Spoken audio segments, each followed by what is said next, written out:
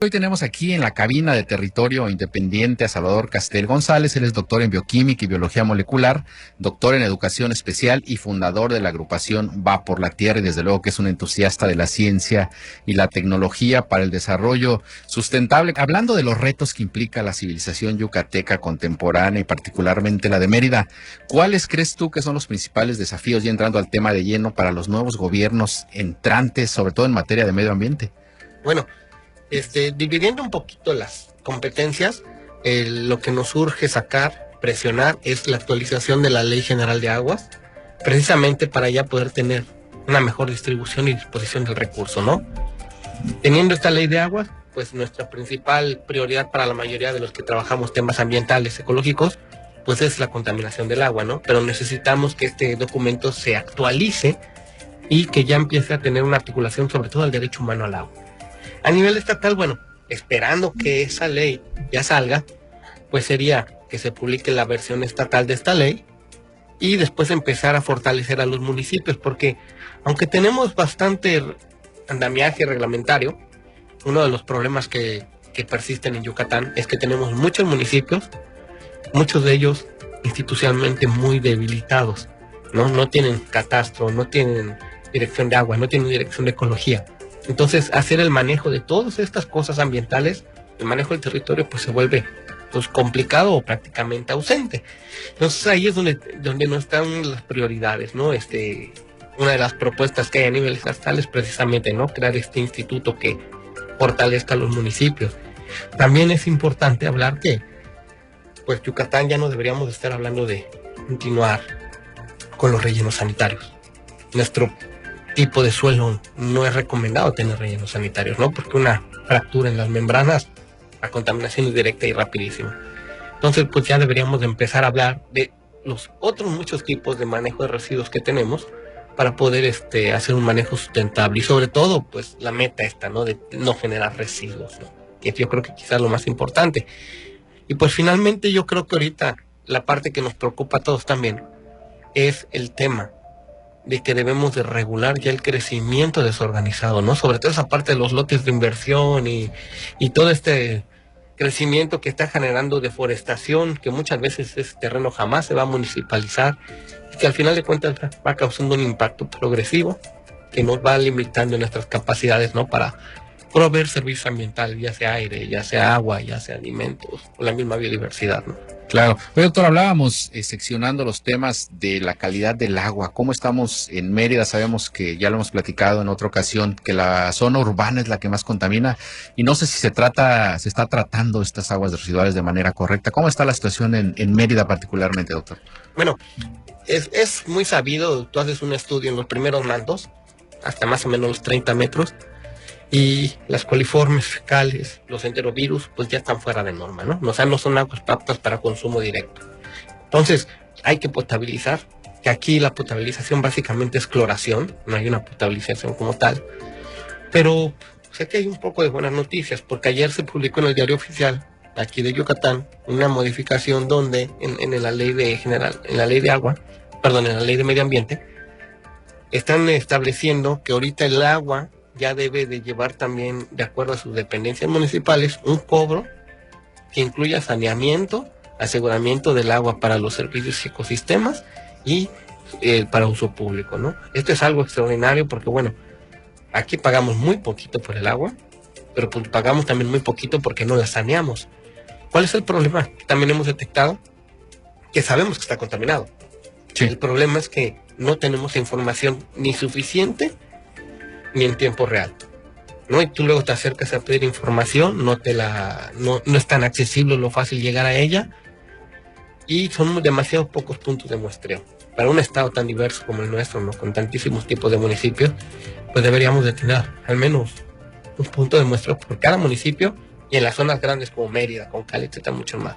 Hoy el informe siempre dice que son solo 56 puntos de muestreo, y bueno, no necesitamos ampliar mucho más, ¿no? Aquí la ventaja es que el acuerdo de Escazú, que se activó hace 2 años, el 22 de abril, pues obliga y tiene que haber una progresividad en el acceso a la información y en el monitoreo y generación de esta información, ¿no?, por parte de los ¿cómo se llama?, los organismos obligados, ¿no? Es decir, los gobiernos e incluso las empresas. Oye, doctor, ¿y qué reto implica? Sabemos que las zonas urbanas son probablemente donde más contaminación hay al manto freático porque siguen usando las fosas sépticas, el drenaje que no existe, ¿no? Bueno, aquí tenemos, según los datos de Conagua, cerca del 82% de las descargas son casas y servicios. Servicios son todo lo que viene de plazas, de hoteles, de restaurantes, etcétera, ¿no? Oficinas. Y de ahí son las casas, que también es un alto porcentaje. La mayoría de los lugares, por como estaban las leyes, no están obligados a tener un tratamiento. O no hay vigilancia en los tratamientos. Entonces, pues esto ha generado que cada vez haya una mayor contaminación.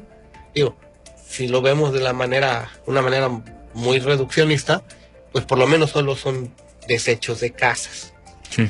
A nosotros la parte que nos preocupa, que no está listado como un contaminante, porque no es una descarga, es la parte de los agroquímicos, porque eso no los inyectamos al subsuelo como se hace en las plazas o en las casas, pero por escorrentia, por lavado de lluvias, pues se filtran al subsuelo. Y estos sí son más peligrosos porque estos sí son persistentes, dañan el hígado, dañan el riñón, algunos están relacionados con cáncer o algunos tipos de otros padecimientos. Entonces, pues nuestras dos prioridades en cuanto a agua es esta, ¿no? Empezar a buscar cómo ser sostenibles desde las ciudades en el tema de agua y cómo empezar a migrar a una agricultura que sea no tóxica, que sea sostenible. Claro. Oye, doctor, el tema de la reforestación, se ha puesto mucho énfasis en los gobiernos pues salientes, en los que vendrán seguramente también será un tema. ¿Es suficiente plantar árboles o se requiere algo más para avanzar en este tema? Pues la realidad es que nosotros siempre hemos querido que, aunque la reforestación, arborización o restauración, dependiendo del modelo, es algo obligado, ¿sí? Pero, pues yo, si fuera diputado, cambiaría la ley de responsabilidad de los gobiernos y solo reportaría mis árboles supervivientes, ¿no? Claro. Porque no es lo mismo sembrar 100,000 árboles y que vivan 5,000 a sembrar 50,000 y vivan 40,000. Yo preferiría que fuera un esfuerzo más dirigido a la supervivencia que al número de la foto inicial, ¿no? También es importante entender algo. En Mérida, poniendo ejemplo en Mérida, solo el 10% del territorio de Mérida es espacio público. Nos falta incidir en ese 90% que es espacio privado, donde no hay una obligatoriedad para que las personas reforesten o pongan techos verdes, muros verdes.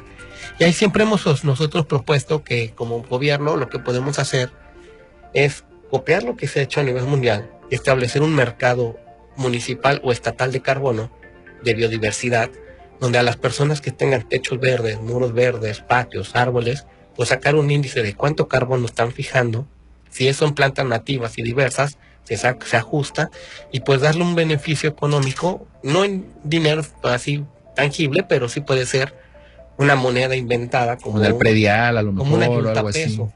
una Claro. yuntapeso, un chucapeso, que lo podamos cambiar por servicios, multas, algunos, no sé, para pagar las clases de natación en el estadio, ¿no? O de fútbol, y que hay un beneficio real tangible. Lo mismo se puede aplicar, por ejemplo, para los centros de reciclaje, ¿no?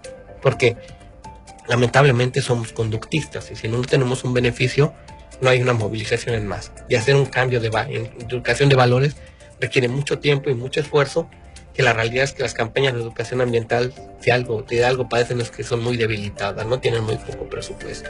Claro. Oye, doctor, ¿y hay algo, la pregunta del millón, hay algo que hacer? Es decir, en cuanto a acciones de gobierno y de la sociedad civil para disminuir o aminorar un poco los impactos del cambio climático y todo lo que hemos vivido últimamente, o francamente nos tenemos que resignar.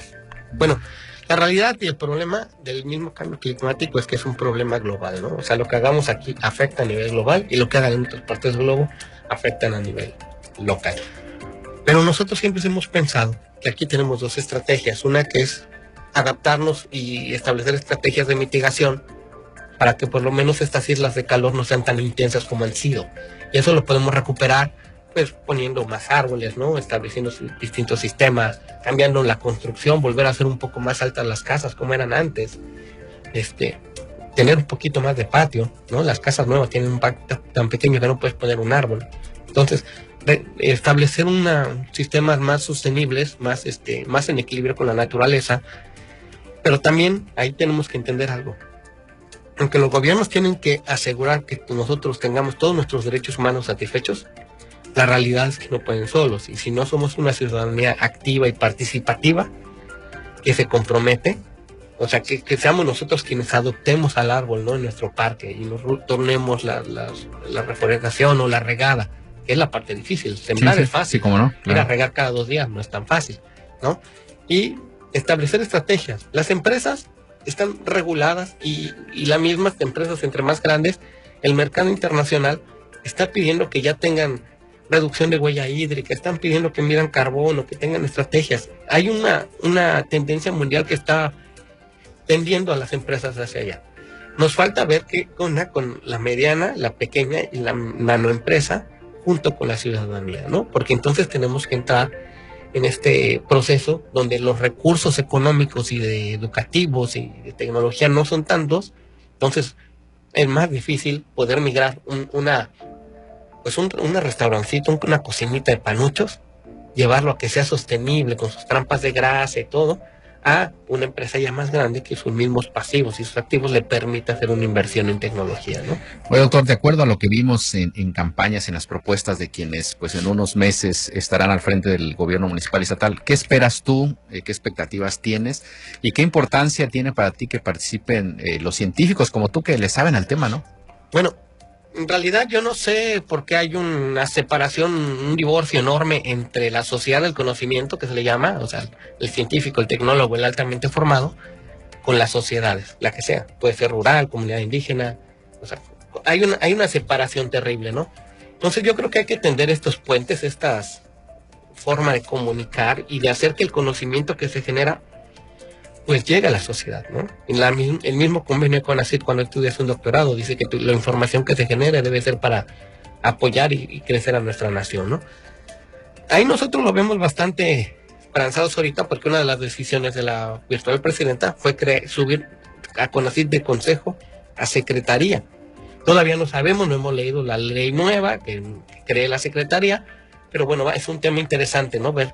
Ahora, también aquí tiene que ver mucho con voluntad política, porque pues consejos donde hay especialistas, donde hay asociación civil, sobran, no sé cuántos cientos sean en Mérida, Sí, claro. Pero no los invitan a la toma de decisiones, y si los invitan, cuando revisas el documento final, todas las aportaciones quedan de fuera, ¿no? Entonces lo que hace falta es mucha voluntad política. Habemos activismos académicos que estamos impulsando el tema, pero pues no lo vemos reflejado en el documento final, ¿no? La ventaja es que cada vez tenemos más herramientas legislativas y jurídicas para hacer que nuestra voz sea escuchada. La misma, aquí en Yucatán se reconoció el derecho a la ciudad, se reconoció el derecho al buen gobierno, se reconoció el Acuerdo de Escazú, se reconoció el derecho a un medio ambiente limpio, saludable y sostenible. Y todo esto nos dan estrategias jurídicas para que, uno, nos escuche, y dos, si no nos gusta una política pública, incluso poder echarla atrás, porque no nos parece lo que está haciendo con nuestros recursos, porque los gobernantes, hay que recordar que solo son representantes, solo le estamos prestando el cargo para representarnos y ministrar lo que la sociedad requiere, ¿no? Claro, pues temas sin duda, doctor, relevantes. Sin embargo, el tiempo, siempre lo decimos, es cruel en radio, pero dejamos la puerta abierta a lo mejor para platicar en otras ocasiones aquí en Territorio Independiente sobre lo que viene y cómo se va dando este tema, ¿no? Sí, claro que sí, con muchísimo gusto. Pues usted lo escuchó, estamos platicando, concluyendo esta entrevista con el doctor Salvador Castel González. Él es doctor en bioquímica y biología molecular y fundador de la agrupación Va por la Tierra, a quien le agradezco nuevamente estos minutos que nos regaló para Territorio Independiente. Muchísimas gracias, un saludo a toda la audiencia.